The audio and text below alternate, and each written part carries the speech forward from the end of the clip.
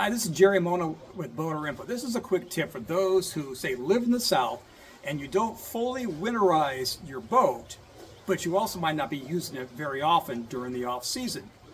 For those people, it's a good idea to, if it's practical to do so, to take your boat out periodically and use it. By periodically, I mean every, say, 4 to 8 weeks. So in my case, it's been about 8 weeks since I've had my pleasure boat out.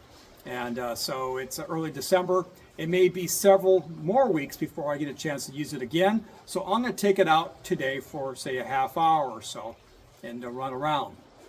And the reason why you want to do that is it'll help inhibit corrosion that could be starting to form on your cylinders, help lubricate your internal parts.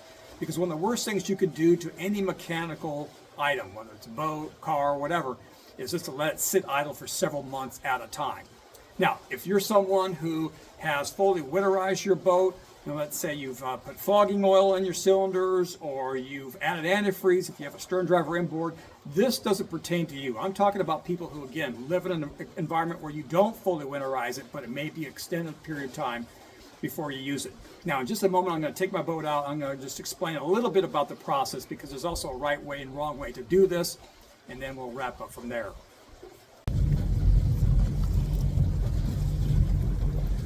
Okay, so some things to keep in mind as you do this is the first thing is to go very slow. When it's cold out, that oil is going to be a thicker viscosity, and it is going to not lubricate your parts as well.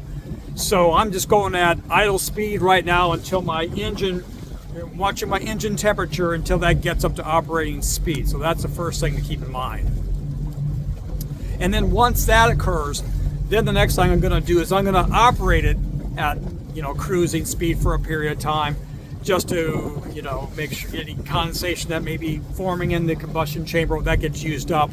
And so again, you want to take it out, run it for about a half hour or so. But again, the first thing is make sure you wait and get your engine, baby your engine, wait till it's warmed up before you start to accelerate.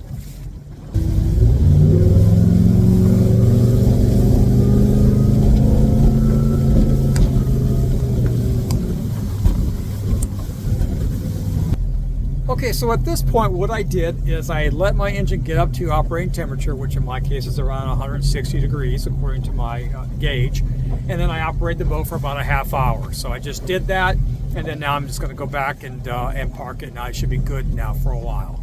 I'm actually really glad that I did this because it was a little bit difficult starting my engine initially, and it will only have gotten worse over time, and so by doing this it's going to be a little bit better for it going forward. So I'm just kind of winding down here on this boat run.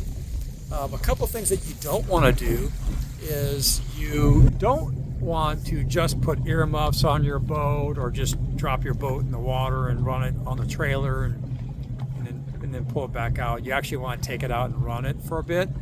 Now, if that's not convenient for you, then you're better off just leaving your boat in storage. But in my particular case, since my boat's on a lift, it was no big deal to take the boat out. And the nice thing about going out boating this time of year is I pretty much own the lake. I saw one other fishing boat out here, but that was about it. So actually not too bad. And so again, if you can take your boat out and actually run it for a half hour or so, cruising speed, then again, you're better off just leaving it alone and waiting until next spring. Okay, so I'm back on the lift now. I just ran my boat for about 30-40 minutes total, and all I need to do now is your normal precautions that you do for the winter season. Keep your lower unit all the way down so that the water drains out and it won't freeze. Since this is a stern drive, I also need to drain my block, and I can easily do that because this is a Mercruiser 5.0 engine, and there's a little blue valve in the front. I just turn that and it'll drain the block.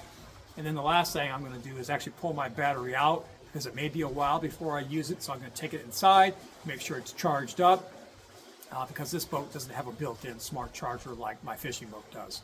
So you do those things, run your boat periodically, and it'll be much happier with you come next spring.